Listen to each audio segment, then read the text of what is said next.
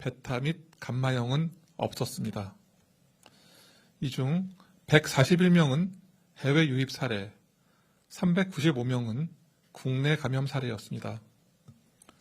국내 감염 사례 중 주요 변이 바이러스 검출률은 36.9%로 나타났고, 그중 델타형 변이 검출은 23.3%로서 전주보다 증가하였으며 알파형 검출인 13.5%보다 높았습니다. 변이 바이러스 주요 집단 사례는 총 18건이 신규 확인되었고, 알파형이 7건, 델타형이 11건이었습니다.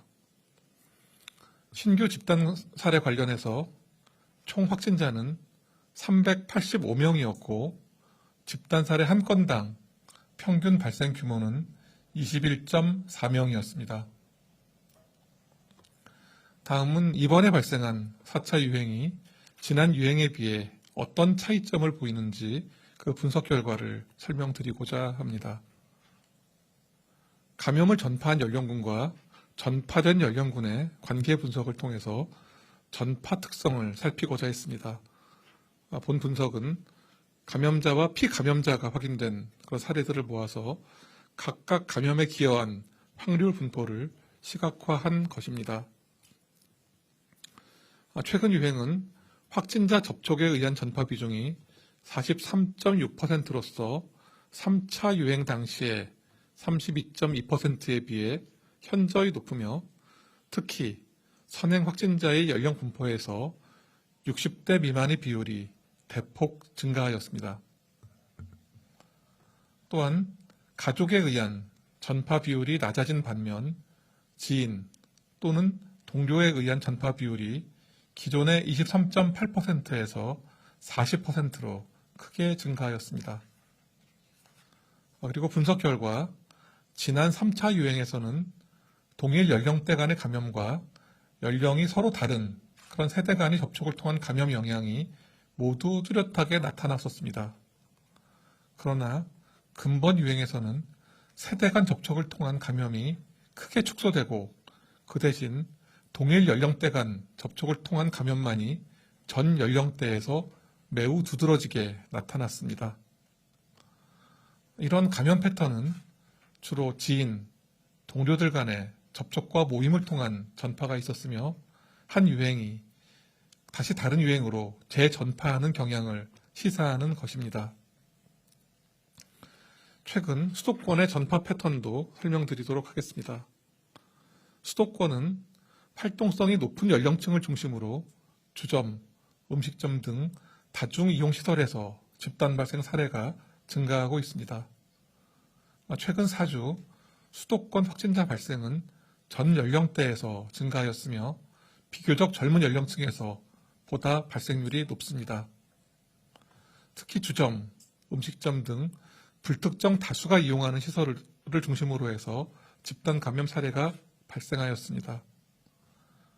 주요 위험 요인으로는 환기가 되지 않는 지하 공간, 종사자 및 이용자의 밀접 접촉, 그리고 증상 발생 기간 내 다수의 다중이용시설 이용 등입니다. 최근 클럽이나 주점과 같이 밀폐된 공간에서 많은 사람들과 접촉하셨다면 증상이 없더라도 검사를 받으실 것을 적극 권고드립니다. 아울러 이런 결과들은 특정 세대의 문제로 오해되어서는 안 됨을 말씀드립니다. 유행은 어떤 세대의 문제가 아니라 감염의 위험 요인과 이를 통제하는 방법에 따른 문제로 접근하여야 되기 때문입니다. 그간 오랜 사회적 거리두기로 인해 많은 답답함과 불편함이 있으심에 대해서 송구하게 생각합니다. 그러나 현재 유행의 차단을 위해 적정한 거리두기가 무엇보다 필요한 시점으로 조금만 더 참여해 주시기를 간곡히 부탁드립니다. 다음은 변이 바이러스 대응을 위한 검사법 도입과 검사기관 확대 계획에 대해서 말씀드리겠습니다. 방대본은 변이 바이러스 감시 확대를 위해 지자체에서도 델타 변이 검사가 가능하도록 새로운 선별검사 PCR 분석법을 도입하여 시범 적용하기로 하였습니다. 시범 사업은 지자체에서 선별적 PCR 분석법을 통해 델타 변이 감염 여부를 추정한 후 질병관리청에서 유전체 분석을 통해 최종 확정하는 방식으로 7월 15일부터 2주간 시행할 예정입니다. 다음은 60대 이상 인구 집단에서 백신 접종에 따른 환자 발생, 그리고 위중증, 사망 사례 감소 효과에 대해서 설명드리도록 하겠습니다. 60대 이상 인구 집단에서는 백신 접종률 증가에 따라서 확진 환자, 위중증 사례, 그리고 사망자가 모두 감소하고 있습니다. 60세 이상 연령대에서는 5월 이후 발생률이 감소하고 있으며 누적 1회 접종률이 88.3%에 도달한 7월 1주차에는 인구 10만 명당 3.5명 수준까지 발생이 감소하였습니다. 지난 5월에 확진된 60세 이상 확진자 3,906명에 대한 분석 결과 94.7%가 백신 미접종자 또는 1회 접종 이후 14일 미경과자로 밝혀졌습니다. 확진 후 28일간 임상경과 추적 관찰 결과 미접종 확진자의 위중증률은 7.2%, 치명률은 1.8%인 반면 1회 접종자의 위중증률은 5.5%, 치명률은 0.5%였으며 2회 접종 완료자의 경우 위중증 및 사망 사례는 전무하였습니다. 결과적으로 예방접종 완료 후 감염된 사례에서 중증 및 사망 예방 효과는 100%로 나타났으며 1회의 접종만으로도 22.8%의 중증 예방 효과와 72.4%의 사망 예방 효과를 기대할 수 있습니다. 백신 접종이 감염에 취약한 고령층의 중증 질환과 사망을 예방하는 효과를 확인하는 데 의미가 있습니다. 다음으로는 30세 이상의 예비군과 민방위 대원을 대상으로 진행한 얀센 백신의 감염 예방 효과에 대해서 말씀드리겠습니다. 지난 7월 5일부터 111만 9,227명이 접종 후에 14일이 경과한 접종 완료자로 분류되었습니다. 접종 완료자와 미접종자의 발생률을 비교한 결과 얀센 백신의 감염 예방 효과는 92.8%로 나타났습니다. 다음은 백신 접종 후에 돌파 감염에 대해서 말씀드리도록 하겠습니다. 돌파 감염은 백신 접종 완료 후 2주가 지나 확진된 경우를 말하며 접종 완료자 416만 7,322명 중 돌파 감염 추정 사례는 252명입니다. 위중증으로 진행된 사례는 2건이었으며 사망자는 없었습니다. 돌파 감염 중 변이 바이러스 사례를 분석한 결과 분석 대상 37명 중 12명에서 주요 변이 바이러스 감염이 확인되었으며 유형별로는 알파형 변이가 9명으로 가장 많았으며 베타형 1명, 델타형 2명이 확인되었습니다. 모든 백신에서 돌파 감염은 발생할 수 있습니다. 다만 현재까지 돌파 감염은 매우 드물게 발생하고 있으며 특이 징후는 발견되지 않고 있음을 설명드립니다. 다음은 교육, 보육 종사자와 돌봄 인력에 대한 7월 예방접종 사전 예약에 대해서 말씀드리도록 하겠습니다. 사전 예약 대상은 초등학교 3학년에서 6학년 및 중학교 교직원과 앞선 조기 접종, 즉 7월 13일에서 17일 사이를 뜻합니다. 조기 접종에 참여하지 않은 어린이집, 유치원 및 초등학교 1, 2학년 교직원 등 교육 및 보육 종사자, 돌봄 인력 등입니다. 사전 예약은 7월 14일 0시부터 17일 18시까지 실시되며 1차 접종은 7월 28일 수요일부터 8월 7일까지 진행됩니다. 접종 백신은 화이자 백신이며 접종을 희망하시는 분은 코로나19 예방접종 사전 예약 누리집에서 방문 가능한 접종기관을 선택하여 접종 일정을 예약하실 수 있습니다. 다수의 학생들은 백신 예방접종 대상이 아니므로 2학기 전면 등교를 위해서는 교직원들 한 분 한 분의 접종이 절실한 상황입니다. 접종에 적극 참여해 주시기를 당부드립니다. QR 체크인을 통한 예방접종 증명 방법에 대해서 말씀드리겠습니다. 지난 7월 12일부터 전자출입기록, 즉 QR 체크인 시 예방접종 증명이 동시에 확인되는 시스템이 가동 중입니다.